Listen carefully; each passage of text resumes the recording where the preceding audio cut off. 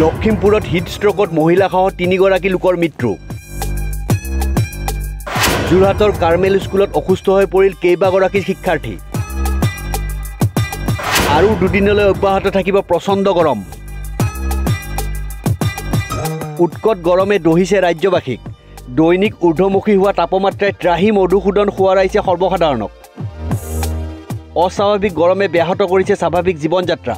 পৰিস্থিতি এনে পৰ্যায়ে পাইছে যে ৰাজ্যৰ বিদ্যালয়সমূহৰ পাঠদানৰ সময়সূচী সলনি কৰিবলৈ বাধ্য হৈছে শিক্ষা বিভাগে। ইয়াৰ মাজতে বতৰ বিজ্ঞান কেন্দ্ৰই গ্ৰীষ্ম প্ৰৱাহ সন্দৰ্ভত পুনৰ জাৰি কৰিছে আগজাননী। বৰঝাৰৰ বতৰ বিজ্ঞান কেন্দ্ৰৰ মতে আৰু দুদিন স্বাভাৱিক অৱস্থাতকৈ 4 ডিগ্ৰী চেলছিয়াছৰ পৰা 5 ডিগ্ৰী চেলছিয়াছ পৰ্যন্ত অধিক হ'ব তাপমাত্ৰা। আনহাতে অস্বাভাৱিক গৰমে স্বাভাৱিক জীৱনযাত্ৰা ব্যাহত কৰাৰ সময়তে লখিমপুৰত হিট ষ্ট্ৰোকত 3গৰাকী লোকৰ মৃত্যু ঘটিছে।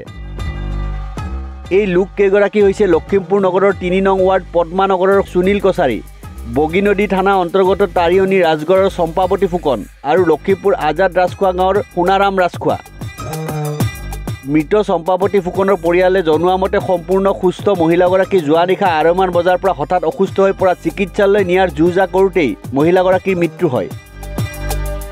তেনেদৰে লখিমপুৰৰ 3 নং ৱাৰ্ডৰ পেছাত পাৱাৰ গ্ৰীডৰ গাড়ী চালক সুনীল কছাৰী বিয়লি কামৰ পৰা ঘৰলৈ অহাৰ সময়তে অসুস্থ হৈ পৰে আৰু চিকিৎসা প্ৰদানৰ পূৰ্বেই মৃত্যু হয়।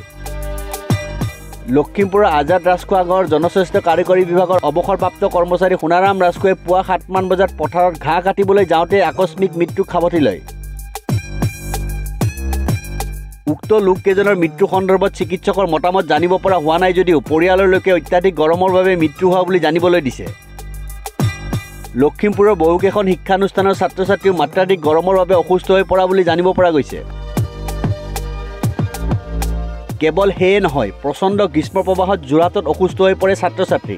যোৰহাটৰ কাৰ্মেল স্কুলত শনিবাৰে অসুস্থ হৈ পৰে কেইবাগৰাকীও শিক্ষাৰ্থী। তাৎপৰ্যপূৰ্ণভাৱে অহা দুদিন বৰষুণৰ সম্ভাৱনা খুবেই কম। ৰাজ্যৰ 2-এটা স্থানতহে পাতলীয়া বৰষুণ অহাৰ সম্ভাৱনা আছে।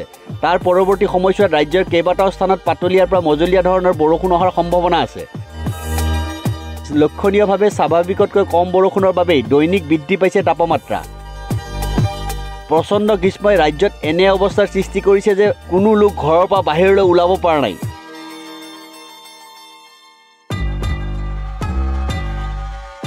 News desk report, news 13।